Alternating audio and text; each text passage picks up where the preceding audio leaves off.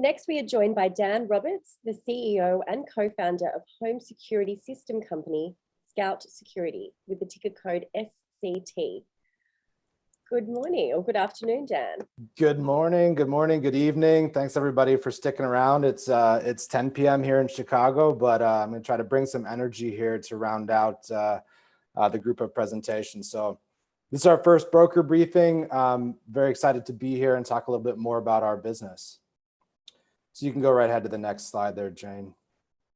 So Scout is a do-it-yourself wireless home security platform. You're going to hear me say platform a number of times throughout this presentation, but everything we do is, installed on your phone, controlled from your phone, and provides the traditional home security coverage in a DIY package. So today we're going to talk a little bit about our platform, what that represents, and how we work with partners in a Saas model.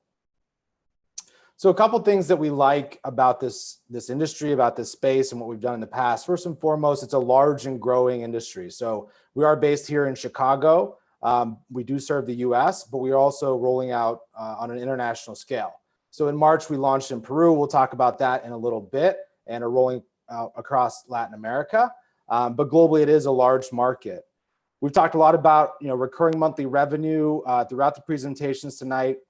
That is very core to Scout's model. We sell back to base, police dispatch, monitoring, video cloud storage, fire EMS dispatch through our monthly subscription plan. So RMR is core to what we do, and growing that RMR is really what we're focused on in the year ahead.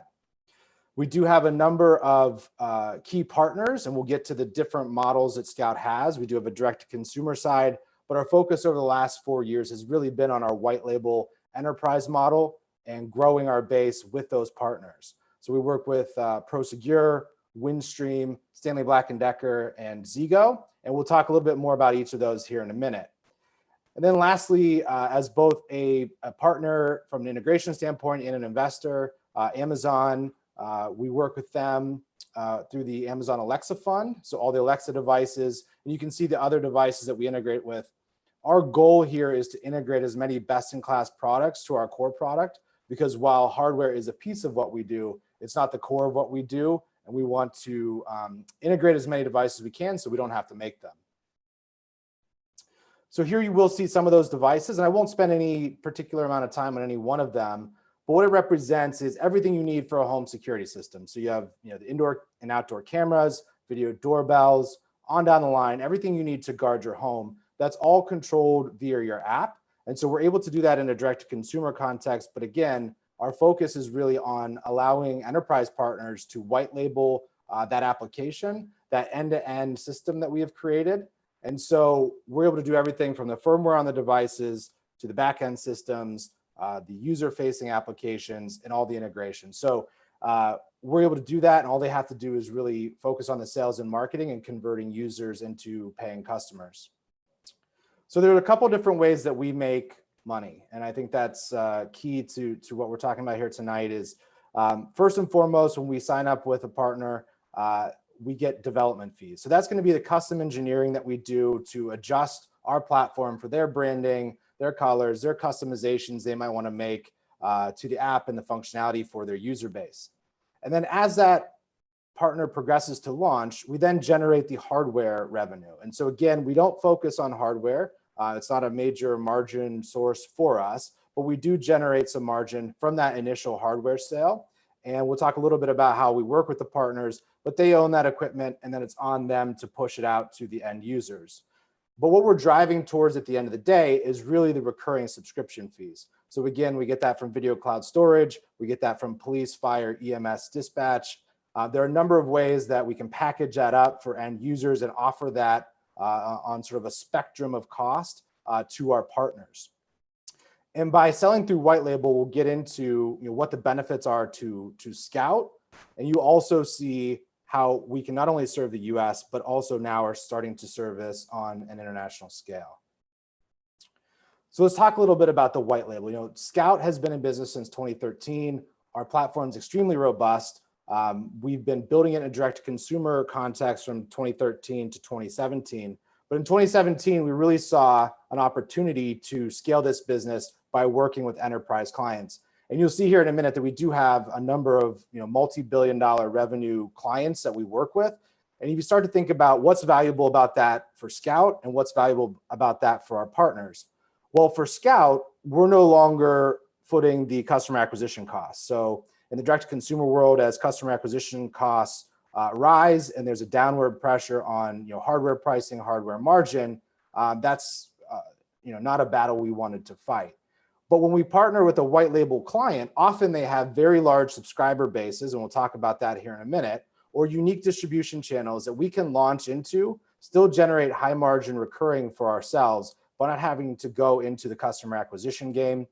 And then on their side, if they haven't been building a DIY platform for the last 7-8 years, or they don't have that team internal, this is just a turnkey solution. So they can come to Scout, we'll do everything for them from sourcing the devices, to setting up the platform, integrating with their systems. So all they have to do is leverage their existing base or their existing distribution, and they also get a high margin recurring revenue stream through our video cloud and security services.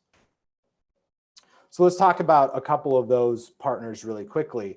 And we do have a longer version of this presentation, but we only have 10 minutes tonight. So I'm going to go fast. So Zego is in the multi-tenant, multifamily space here in the US. They are owned by Paylease, which services 12 million residential apartments here in the US. Now, Paylease was predominantly a payment processing organization for those apartments, but now they're moving into smart apartments. So we're actually deploying systems through Zego into that base. Zego's already ordered 13,000 and has 10,000 of those systems deployed. But as you can see with an addressable market just in their portfolio of 12 million, we feel very bullish on where Zego can go with that smart apartment program. And so when they are operating at full efficiency, they're pushing out about 1,000 systems a month. COVID was a little bit of an anomaly, which I think a lot of us understand. But we fully expect that this year that they'll be ramped right back up to where they were pre-COVID. So very excited about the multi-tenant, multi-family apartment block opportunity. More recently, and we've announced publicly they'll be launching this quarter, we have Windstream. So Windstream is a $5 billion revenue telco, regional telco, based in the South Central US. They have about 1.3 million residential subscribers. If you think about phone and VoIP revenues declining over the last 10 years, they are looking for opportunities not only to add revenue, but also replace revenue from the phone and VoIP. So it's a perfect situation for us, especially if you look at high definition cameras and other things going over those networks. They need to be able to justify the cost of those networks, and we have the equipment and tangentially related services to offer to those customers. So we're very excited for that launch, and that'll be happening later. Well, this is the last month of the quarter, so later this month. And then Prosegur. So I want to call out, Prosegur is actually an investor in the company as well. So they invested in Scout in 2018. Prosegur is an international security company amongst other business lines. They operate in 26 countries and have about 500,000 traditional alarm connections around the globe. So as DIY security has come onto the scene, they know that that is a big part of the future of the industry. Now, here in the US, there's a lot of competition in the DIY space, but globally, like in Peru, for instance, we just launched, in Latin America broadly, there really aren't DIY players. So we're very excited to be launching in multiple countries with Prosegur this year. We've only announced Peru, but there'll be 2 to 3 more countries coming up. And you can see here the example of the development fees that we get. So to do this custom program, to launch internationally, we generated $500,000 US in development fees. That's pre-launch, just to get them going, just to get the customizations. Very excited what they can do globally with our product and getting that scaled. And then last but not least, from an investor partner perspective, is Stanley Black & Decker.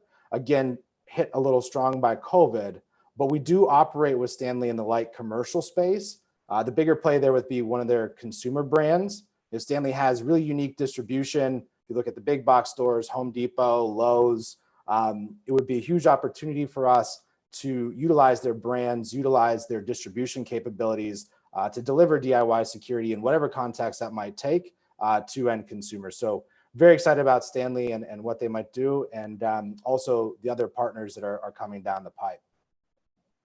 So I'm not going to spend much time here because we don't have a lot of time tonight, but I just want, if you have time, take a look at this slide because it really spells out from our entry point level, sort of low cost camera standpoint, all the way up to our full on home security system, what we can do. If you look at a generic customer, say 1 million customers, and we're going after a 10% penetration, shows what we can do both from a hardware margin perspective, but more importantly, from a recurring revenue perspective. And if you see that over, 1, 2, 3 year period, if you can hit, 10% of a large enterprise client's base, it has a massive impact on the bottom line, anywhere from $130,000 to $600,000+ a month. And so we talked a lot about annualized recurring revenue tonight. This is a huge area, we believe, in terms of driving scale for Scout and being able to leverage existing customer base that have brand loyalty to those enterprise clients. And here we just wanted to show our path to, cash flow positive and profitability. And so we laid out, again, I won't spend a lot of time, but we laid out sort of what we had in overhead last year. We just did a capital raise in November of 2020. So we were flush with cash. Looking at our existing base of ARR, what we know is coming through from a hardware margin already, the white label development fees that we would expect to generate based on last year. And then you get into the base case, medium case, and high case in terms of what's possible this year with Prosegur rolling out in Peru and multiple other countries, in addition to Windstream launching this quarter. So very excited for where we're headed in calendar year 21 and what the future holds for the business. And then here's just a quick corporate snapshot. So again, you have all the board members over on the right. I'm CEO and co-founder of the business. We closed yesterday at 7 cents, cash at bank.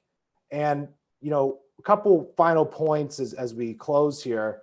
We have very small liability in terms of the enterprise model because we have parity terms between our enterprise partner clients and our suppliers. So, we are not, subsidizing or out the money for hardware at any point in time. We are at parity terms. So it's a very, capital efficient business from that standpoint.